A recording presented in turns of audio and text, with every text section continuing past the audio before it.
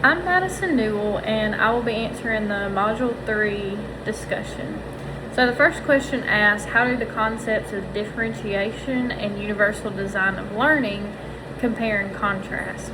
So differentiation and universal design, they compare because they both try to appeal to the different types of learners, such as the VARC that we have learned before in other classes. And these different techniques help students learn.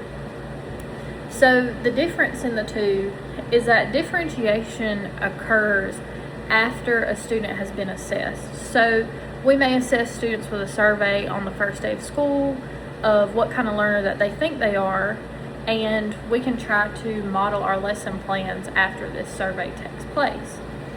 Well, universal design of learning, this occurs during our planning period or during our pre-planning before school.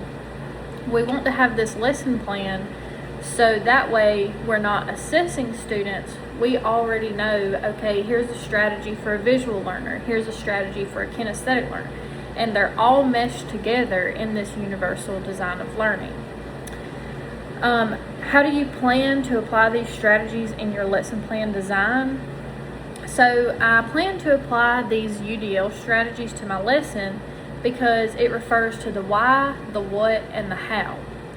So these principles help me determine strategies to get my students more motivated for learning.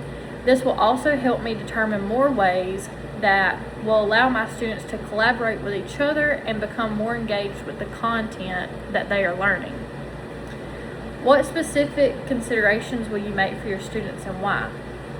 Specific considerations that I will make for my students are using different types of texts. So for example, in social studies, or in any content area, you have primary and secondary sources. So in social studies, when we learn about the Civil War, we can have a secondary source, which is our textbook information or our notes that we're taking in class, but a primary source opens up this perspective to the students that this actually happened, someone actually experienced this. So one example would be that we could pull a journal from a Civil War veteran. This journal can show the students what they experienced on the battlefield, the life that they had during the battles. So this will help the students really understand that someone experienced this rather than me just telling them what happened.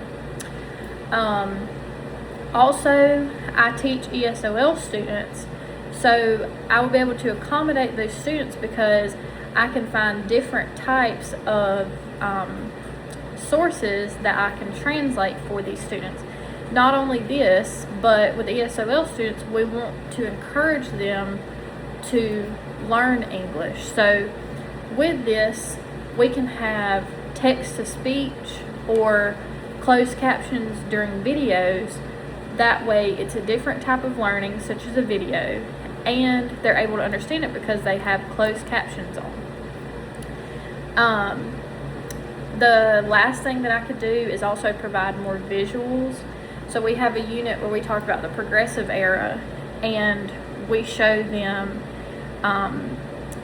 the different types of people that worked during this time. So not only was it parents that worked, it was children.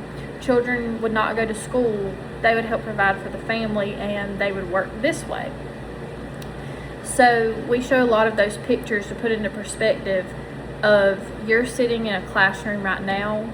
Enjoy this, because not everyone has had this luxury. People have had to work in the past at your age. So these visuals and videos will help them understand that not only are they hearing it, not only are they reading it, but they can see the different types of experiences that these people have had.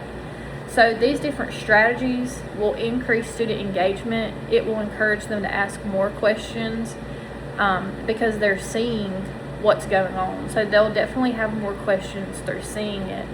And this increases their motivation for learning because UDL applies to all types of learning. So no one is left out, and everyone has increased because of their learning styles.